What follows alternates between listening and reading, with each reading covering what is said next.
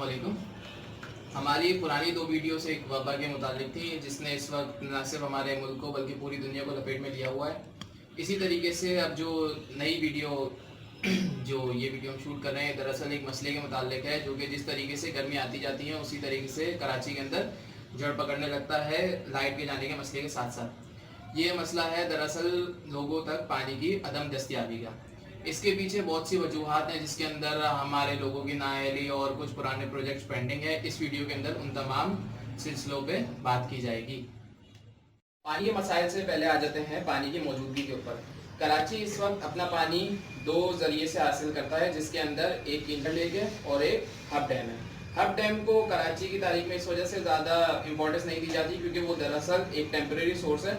वहाँ पे जिस वक्त पानी होता है उस वक्त हम वो पानी हासिल कर लेते हैं, जब वहाँ पे बारिश आती है तो वहाँ से पानी कराची आता है।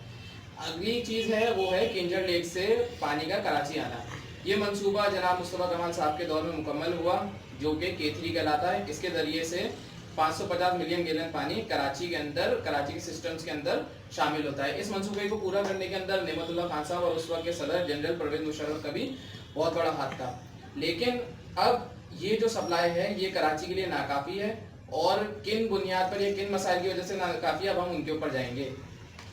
अब कराची के पानी के मसलों में सबसे पहला मसला तो ये आ जाता है कि दर हकीकत 550 मिलियन गैलन पानी पहले हमारे लिए कम है, लेकिन उसकी भी पूरी मिकदार हमें नहीं मिलती।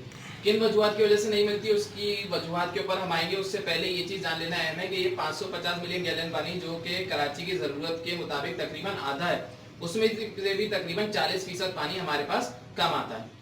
उस कम आने की वजूहात कुछ यूँ है। सबसे बुनियादी मसले की तरफ आ जाते हैं, वो ये है कि कराची के पानी की चोरी। कराची का पानी चोरी कौन कर रहा है? कराची का पानी चोरी टैंकर माफिया कर रही है, जिन्होंने इल्लीगल कनेक्शंस बनाए हुए।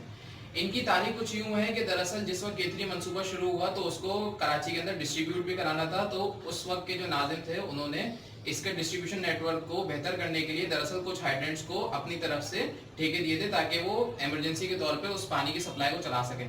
लेकिन बाद में फिर वाटर बोर्ड की करप्शन की वजह से बहुत सारे टैंकर्स को इल्लीगल ठेके दिए गए, और इसका नतीजा ये हुआ कि आज जो है वो हज़ारों की तादाद में हमारे पास यहाँ पे टैंकर मौजूद हैं, और हर एक टैंकर कम से कम जो है वो 5 चक्कर दिन के लगाता है।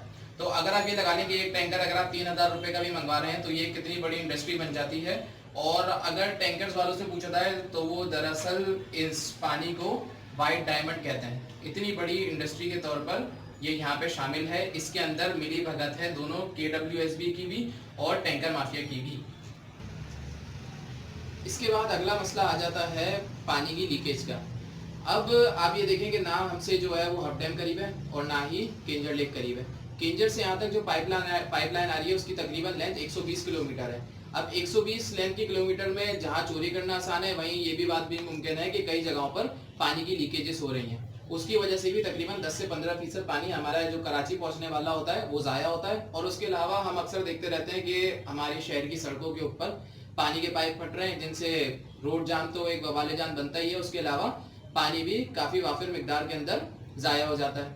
अगला मसला हमारे पास ये आ जाता है हमारे जो कौमी खेल है, यानी हम आबादी बहुत जल्दी बढ़ाते हैं, तो उसी तरीके से कराची की आबादी भी चंद तहकीकात के मुताबिक हर साल 4 से 5% बढ़ रही है। जिसका मतलब कि अगर आज कराची की आबादी 2 करोड़ है तो वो अगले साल जाके तकरीबन 2 करोड़ 10 लाख या 2 करोड़ 15 लाख तक पहुंच सकती है। इसका मतलब ये है कि आज जो पानी 2 करोड़ लोगों के लिए नाकाफ़ी है, वो आगे जाकर जब उसके अंदर 10 से 15 लाख लोग और ऐड हो जाएंगे तो वो पानी मजीद नाकाफ़ी हो जाएगा। अब आगे आ जाते हैं कुछ दीगर मसाइल के ऊपर।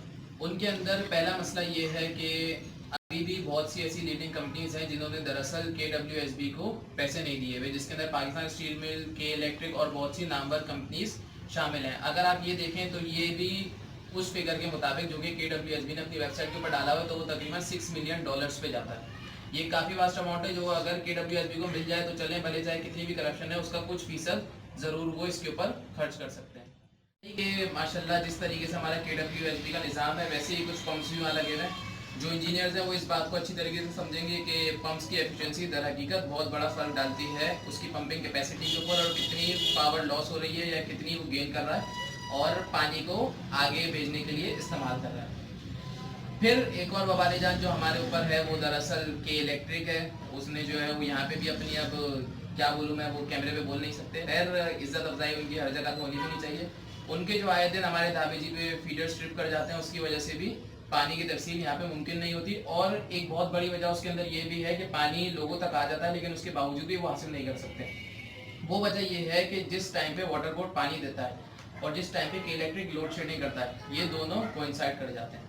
यानी आपके पास पानी मौजूद है फिर भी आप वो पानी अपने पास खींच नहीं सकते। क्यों? क्योंकि वाटर बोर्ड तो पानी दे रहा है लेकिन के इलेक्ट्रिक आपको बिजली नहीं दे पा रहा। आखिरी मसला और सबसे अहम मसला जो कि दरअसल हमारे ऊपर लागू होता है वो ये है कि हम लोग भी अपने इर्द गिर्द बहुत ज़्यादा पानी का ज़िया होता हुआ देखते हैं और उस चीज़ को रोकने की कोशिश नहीं करते। जितना पानी बचाएंगे उतना ही आगे काम आएगा, क्योंकि हमारे हुक्मरानों को तो आपको पता है कि एक मंसूबा जिसकी प्लानिंग 10 साल पहले हो चुकी थी, अभी शायद वो 50% भी मुकम्मल नहीं हुआ। मसाइल के ऊपर तो बात हो गई, अब आ जाते हैं कुछ उसके हल के ऊपर। उसका हल फिलहाल जो सबके दिमागों में मौजूद है वो ये है कि K4 मंसूबा जल्द अज जल्द मुकम्मल किया जाए। K4 मंसूबा है क्या? K4 मंसूबा दरअसल ये है कि उसके जरिए भी किंजर लेक से ही 3 कैनाल्स के जरिए 550 मिलियन गैलन पानी और कराची के पानी के सिस्टम के अंदर शामिल होगा।